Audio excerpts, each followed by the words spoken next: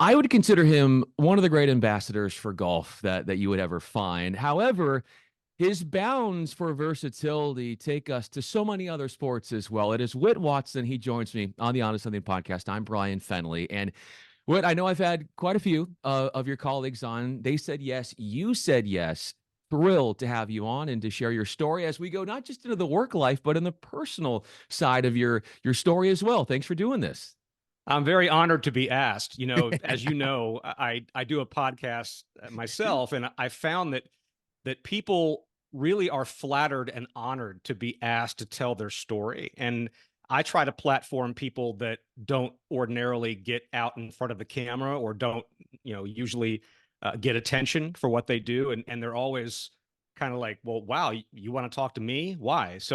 And now I understand it because you asked me to come on. So I get it. So thank you. Yeah, appreciate it. I love what you do. Obviously, it's called Making the Cut. I encourage everybody to go check it out. And you, Whit, you've done a lot from a radio perspective in Orlando. You're with Golf Channel. You're with PJ Tour Live. The list goes on. We could be here for a while talking about your resume.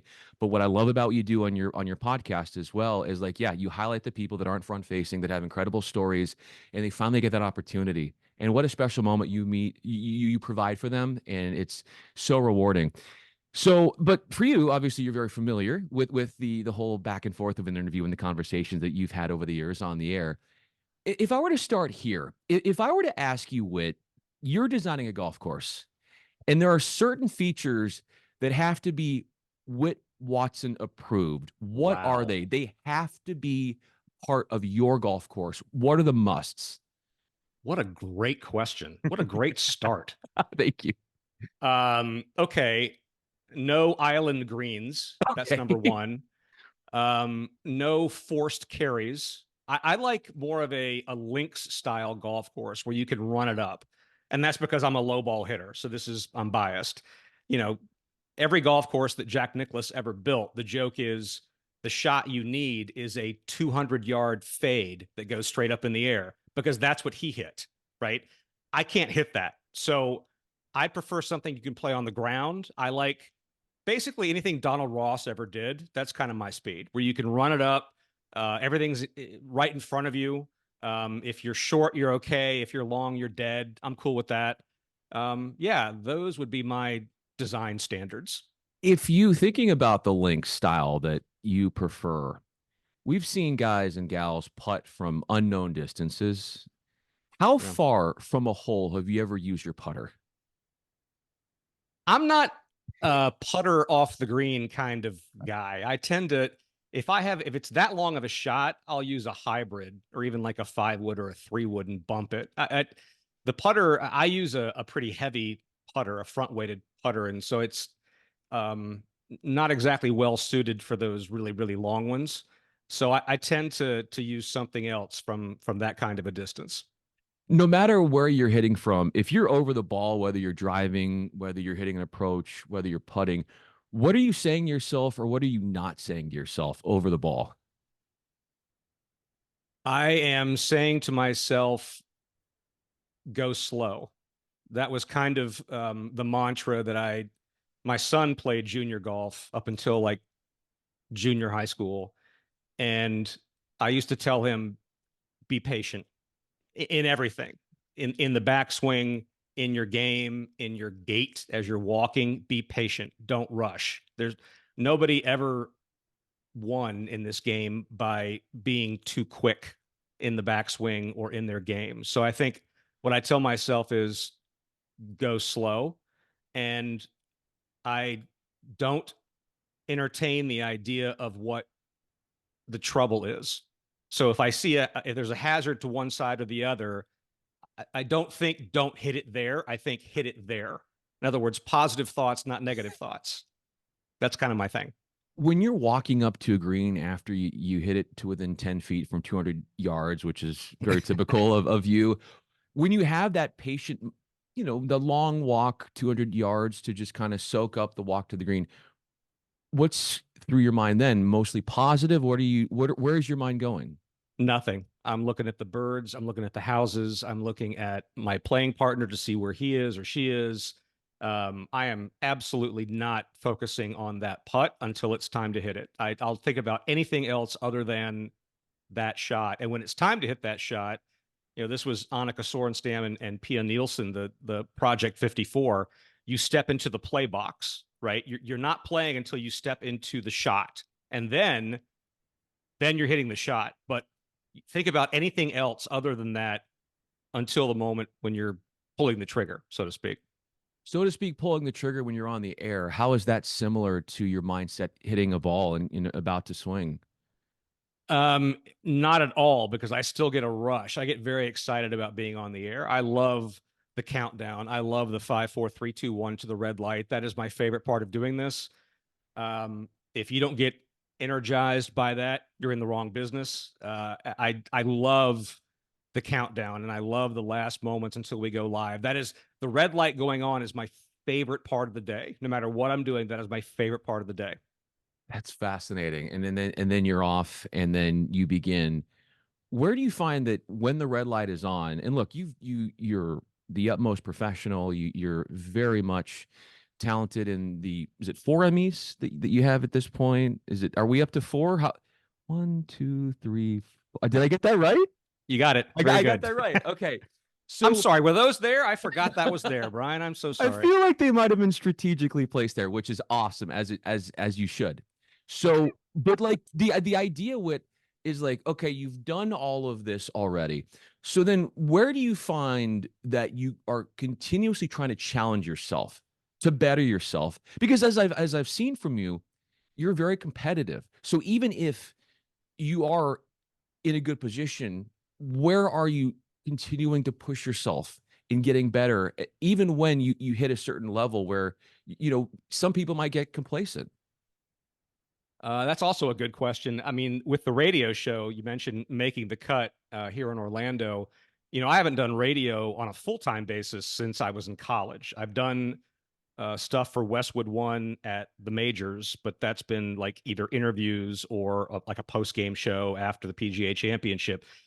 Actually, creating from scratch a 1 hour weekend golf show on a local station has been a real challenge. That's a new thing for me. And then the podcast media credentials was also something where I had to learn how to do a podcast. I mean, I went from a full time job to a freelance role with Golf Channel, and I had candidly a lot of time on my hands, and I wanted to stay in the game, and I like learning how to do new things.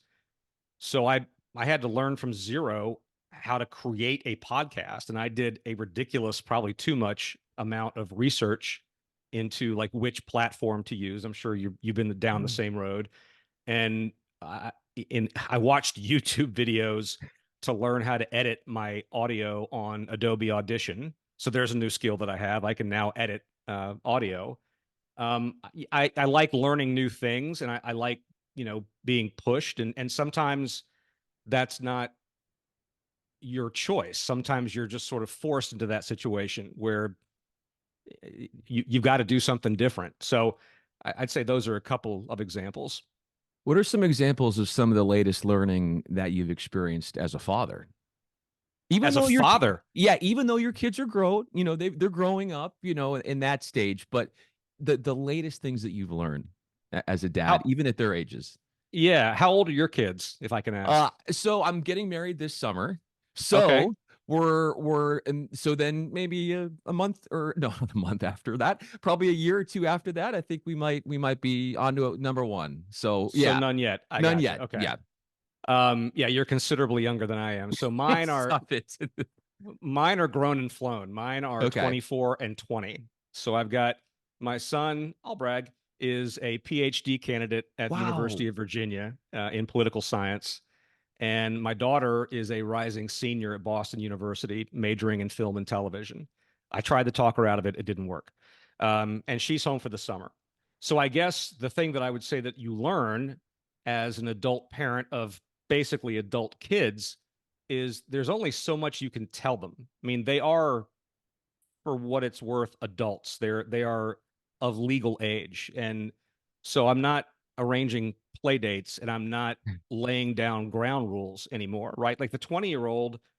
I mean, as I said, she's here for the summer. She has a boyfriend that's still in Orlando, and they go out whenever they want to go out.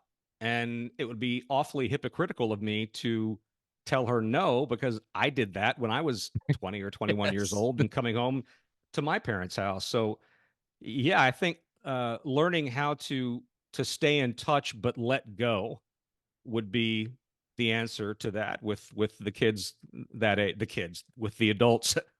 You call them your children, but they're not children anymore, right? They're these my offspring that are 20 and 24 years old. Now, here's a question for you, going off what you just said. What about you? Have you not let go of, in terms of part of you still a kid at heart? Reading the comics every day. That's the first thing I read in the newspaper. I open straight to the comics. I read the newspaper page to page every day. We still subscribe to an actual print newspaper and the Orlando Sentinel, and I read the comics every day. That's the most important thing in the morning for me. What do you get out of reading those comics? I don't know. I just I can't. It's a habit, I guess.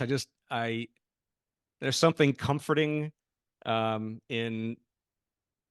I did it when I was a kid, and my parents were always, I was an English major in college, and my parents were both English majors, and they didn't emphasize reading, they just did. And so you follow what your parents do, right? So I watched them every day read the newspaper cover to cover, and I picked up that habit. And yeah, I like the comics. When do you feel like in a golf broadcast where the time is right to be sort of comical, like where there's the seriousness of calling shots, but then there is the time that is right that you find where, all right, now we can have some levity, now we can have some fun with things. It certainly depends upon the moment, and it depends upon the broadcast. So, for example, NBC, Tommy Roy, legendary golf producer, he likes to go shot, shot, shot, shot, shot, shot, shot, live shot after live shot after live shot. Very rarely does he play back anything on tape. On CBS with Sellers Shy, who's been a guest on the podcast, they tend to stack up shots on tape and then play them back to make it look linear. And neither one is better or worse. It's just different. And so on a CBS show, if we had the CBS crew doing the Golf Channel broadcast on a Thursday and Friday, you might have more time to set up a story and to tell something that the viewer can't see. With the NBC shows, it was harder to do that because, like I said, they were kind of rapid fire. Um, I think you need to weigh the moment. I think you need to understand, is this a critical time in the tournament?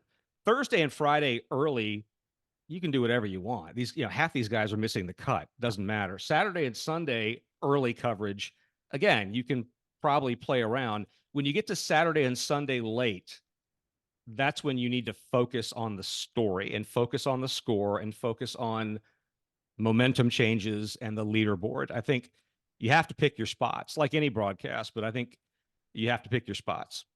When do you pick your spots in when to talk and when not to talk in a broadcast? I always like to say, Brian, that nobody ever got fired by shutting up, right? Everyone in Mhm. broadcasting who ever got in trouble said something they shouldn't have said at the wrong time. Yeah. So laying out, as we call it, will never get you in trouble. And in golf, there's lots of chances to lay out because you've got the caddies talking to the players, and now the microphones are so good you can hear that conversation. If it's a baseball game and you give it just a couple of seconds to breathe, it doesn't hurt anything. Everyone can see what's going on. It's when you start overthinking it or inserting yourself into the action when it's not really warranted, that's when you get in trouble. So again, nobody ever got fired for saying nothing. When you do interviews post round, you are saying something. And depending upon who you're talking to, whether it's the winner of said tournament or maybe somebody that was in the lead and then struggled on the back nine and maybe finished runner up, so they're not very happy with where they could have been and all of that. What part of you has to be a bit sympathetic for their emotions in how that is translated in what questions you ask them post round? So I was working for Westwood One, at the Masters in 2020 when Dustin Johnson won at 20 under par. The second place finisher was Cam Smith, the Aussie who went to Live Golf, and he finished at 15 under par. That was the lowest score ever for a player that didn't win the Masters. And so my first question to him was, you made history. You have to be happy with the way you played. I know the result isn't what you wanted, but you almost chased down a guy that just broke a record for low scoring at the most prestigious major in the world. You've got to feel good about how you played.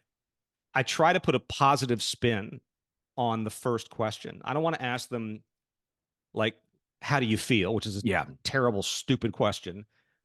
I like to ask, what did you do well today? What worked for you today? What do you feel the best about today? Get them thinking positively, you know? The how do you feel, or the statement, and then you hand the microphone to them, and I'm sure you've seen this a million times of like I course. have. Hate it. Hate it. I wish I could teach a class on how not to do that. Um, yeah, ask them a thoughtful question. Ask them something that's not a yes or no. Ask them something that makes them feel good about how they did that day, even if it was a loss. Ask them something that reminds them that they're still a pretty damn good player at whatever sport it is. That's kind of how I start it. And I would assume with when you come with thoughtful questions, that you're more likely to get a thoughtful answer.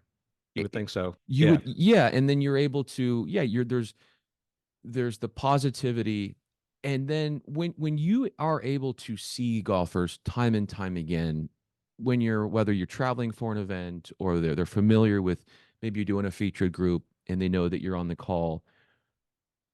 How can golfer, like when you're dealing with pro golfers and they're very familiar with you over time, Mm. how are those relationships so enriching for you, where you see them in different places, you get to know them, and then it takes a level of depth that's got to be profound and pretty special.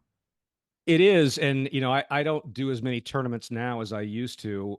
But when I was on the road 20, 25 weeks a year, it's a lot of that is seeing these players outside of the golf course. So you run into them at dinner or in the airport, like sitting in an airport bar, waiting for your flight, or if you're staying in the same hotel, something like that. Like that tends to be where you kind of forge a bit of a relationship with a player. The one thing that I have always wished I could do in broadcasting, in golf specifically, was to be a walking announcer.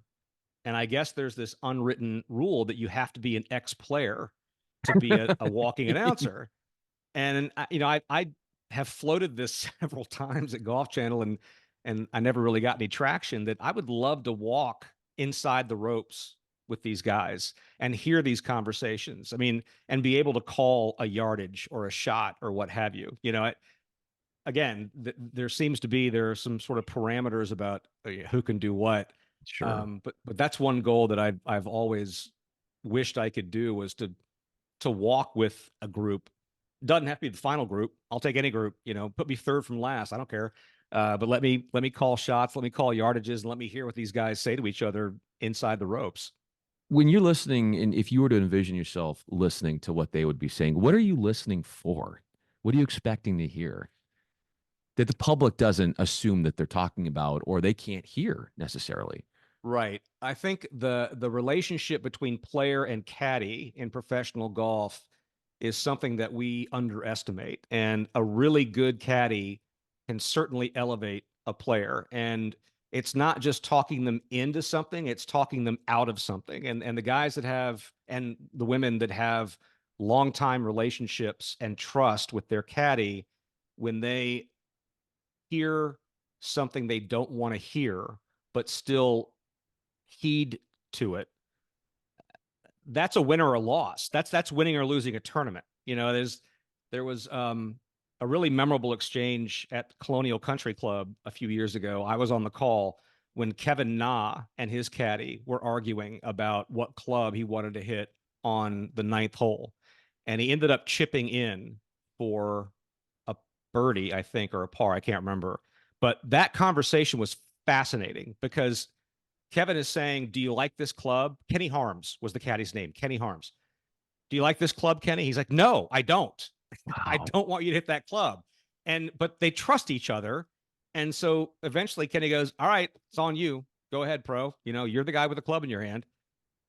That relationship is fascinating, and there's nothing similar to it really in sports. I mean, there's no other sport that has anything resembling a player caddy relationship when the player and caddy rely on each other. There are a lot of players that are like, show up, keep up, and shut up. But there are a lot of players that, treat that guy as a mental coach and a physio and Wow. a swing coach. And you see some great partnerships. So um, that's the part that is interesting to me. One of the other things about you that's interesting to me is that, looking at when you're doing golf, the shot sheets and what you're writing out, Yeah. your handwriting is very legible. How did it come to be so legible? Because I would think with all of what you're trying to get in on some of these documents, a lot of people would not have the clarity in what they're writing as much as you do. The handwriting, I'm just kind of born that way. Okay. The actual the documentation when I started doing live events for Golf Channel, there was no training. Like they didn't sit me down and tell me this is what you have to do. So I went to Kelly Tillman, who was still at Golf Channel at the time and was doing the PGA Tour, and said, "What notes, what preparation do you do for a tournament?" She, in turn, showed me a spreadsheet that she had received from Mike Tirico Sure. and that had bullet points very similar to what I do, but it was done on a computer. I recall things better when I write them down. So I took the format they used and translated it to a handwritten set of cards. Um, so I stole it twice, but then changed it, to my own kind of style. I just it just kind of happened, and it's been fun because that when I was doing tournaments a lot more often, that got a lot of traction on social media. Like Golf Magazine did a bit Yeah. about it, and I've got it on the website, and I still have. I mean, I don't have all of them, but I at some point I'm going to wallpaper my garage with the cards I have remaining because I do have probably several hundred kind of laying around the office. You led me right into my next question. I was going to ask you, where do you put all these once you're done? And then when you're writing it as opposed to say typing it out, does the enforcing of writing it, does that make it easier to remember? Is it a way to refamiliarize yourself more so than just typing? Is that why you are writing more so than just putting it up on a Word document and then posting it on a wall or a piece of paper? Yes, completely. It's just for memory, so I can refer to it quickly, and the color coding makes sense only to me. It doesn't make any sense to anybody else. But you know, green is for the golf course, brown is for where we are because land, dirt is brown. Red is the title of the tournament. I have a certain.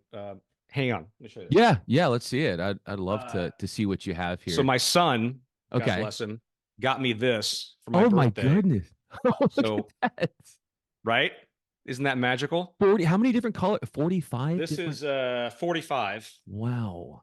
45. And then in this desk, I might have, I don't, they're in my closet, but Okay. um, yeah, I save them and I go back and refer to them and figure out ways to kind of like do something different. I could recall this faster or whatever, but yeah, it's 100% just because I write it, I remember it.